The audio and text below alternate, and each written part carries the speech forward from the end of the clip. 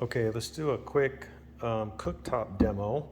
The main thing here is this light right above the decor logo is on. That's the safety lock, and you'll definitely want that on most of the time because just moving your hand across these controls will turn them on, and each of these cooktops get really hot. So in order to deactivate it once it's on, you hold your finger over top of it until it beeps, and then you're good to go. Then you can start turning on the different heads. And once you click it once, it blinks. It's not started yet. You can use the arrows up and down to make it hotter or cooler. And even the level 5 is extremely hot. You can easily boil water at 5. 10 is almost unheard of. It's so incredibly hot. So, and you can feel it right now. It's already getting really warm. So let me turn this off real quick.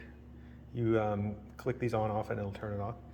If I want to activate again the child safety lock, just hold your finger. You hear a beep when I put my finger on, and just hold it until you get 3 beeps. And there you go, it's locked again.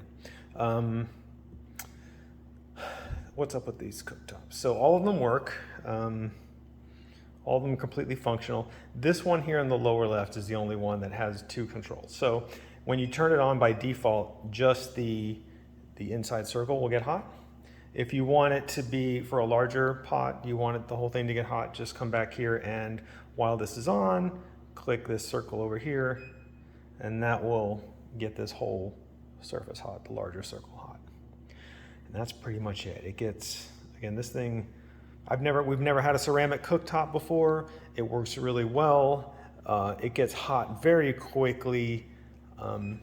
Once things are off, and it's not showing here. If you see any little red dots here, it just means that even though that the power is off, that these are still really hot. So just something to watch out for. And again, like right now, you can tell the child lock isn't on, and so just rolling your hand across this can easily turn any of these on. So just be aware of that. The vent hood, if you want to start this thing up, just click the up and down arrow here, and it should kick it up, and it should start. There we go. So this will kick up and start venting. I think by default we just keep it on the high fan. And it works. It works just fine. It's just I'm not really sure where. It doesn't really vent to exterior. It vents. I think it vents somewhere in this island. I'm gonna close it. I mean, we really use it rarely, mostly because there's such amazing airflow within the house. Having the windows open, 95% of the year, the airflow is it's so incredible. You really don't need the exhaust hood that much, or at least we have found that to be the case. So it's there if you need it. But again, we really haven't used it a whole lot. And I'm going to lock this thing back up, and I think that should do it for the cooktop demo. Feel free to contact us if you have any questions. Okay, so let's walk through a couple of things dealing with the elevator, just kind of informational stuff. So right now the elevator is upstairs and I'm downstairs. And in order to get this to go to wherever you want it to, you have to be on the floor that you want it to. If it's empty or somebody's not in it and controlling it from the inside. From the exterior, I'm on the bottom floor. I want it to come down to the bottom floor. You hold the button down for a couple seconds and then you can hear it coming on down. Now, we've had this elevator inspected twice since we've been here. We hardly ever use it. I don't know that we've used it more than 10 or 15 times since we've lived here. And a lot of times it's more of a novelty kind of thing. Maybe we send some heavy equipment upstairs.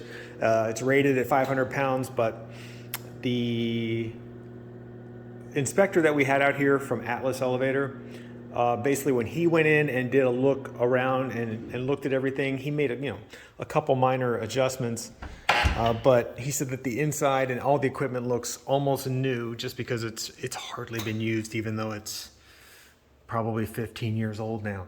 But I wanted to kind of give you just a couple of tips on if this thing is not working.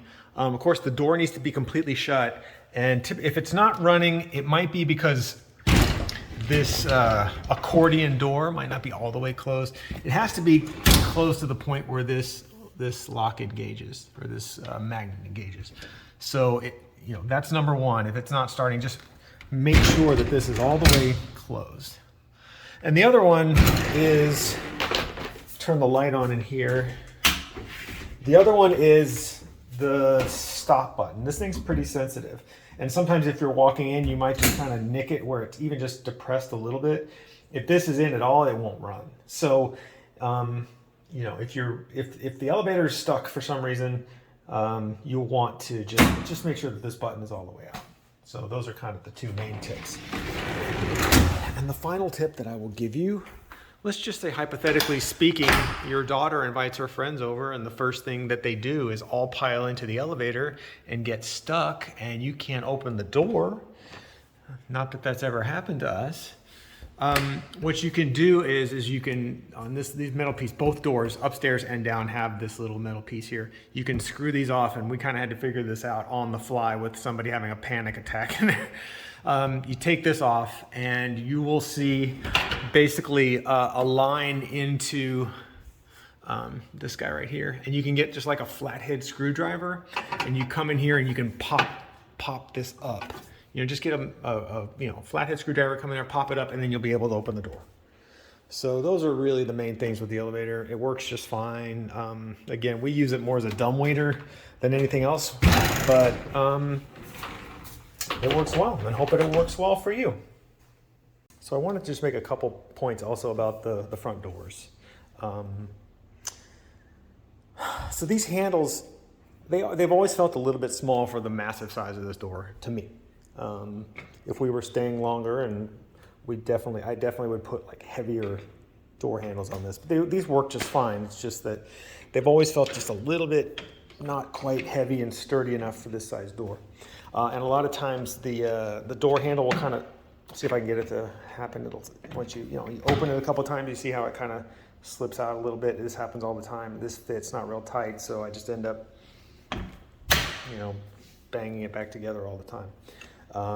But that's beside the point. The locking it is a little tricky, and that's why I think I would end up probably maybe replacing these with something a little more sturdy. But once the door is closed, and we typically just come in through as you enter the house, the right side. So this side here.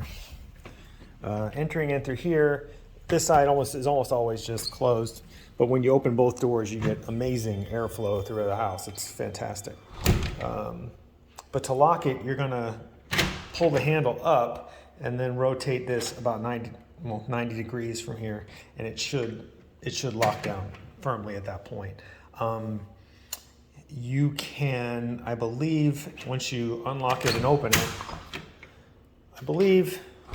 once you just close it and flip it up without rotating this, I think it's still locked from the outside, I think. We really pretty much, whenever we lock it, we're just, rotate it 90 degrees and have it be locked. We keep this one closed a lot, but it works the same way. If you don't engage the pin at the bottom by pulling up, and these doors are both closed, you get a lot of airflow coming this way, and so it will actually kick these doors open. And one time that happened, and our dogs ran down the street. So I just want to make you aware of that as well. It's dark, but I wanted to show you one of the best features in my opinion, of the house that is not on the listing, and that is what I lovingly refer to as double trash. So on trash days, I drop, on Tuesdays, every other Tuesday is just trash, and then recycling, yard clippings, and regular trash, on the other Tuesdays. So you can put your cans right here, and for both recycling and the regular trash, the truck comes up the highway, up the road, Birch Bluff, picks up our stuff, and then it proceeds down the street, goes around Fig Tree, and comes back this way. So by the time it picks up our trash, it's about 20 minutes until it comes back the other way and picks up the other trash. And you have Jeff across the street, he leaves his trash cans there, and you have this other massive house on the street, they leave their trash cans up there. So between the time that it picks up your trash, if you have additional trash one week, which we have, especially moving and whatnot, you can just refill your empty trash can, roll it to the other side of the street right over here, and it'll pick it up every time. It's a great benefit. I've used it very often. It's very convenient when you have a lot of stuff to get rid of in one particular week.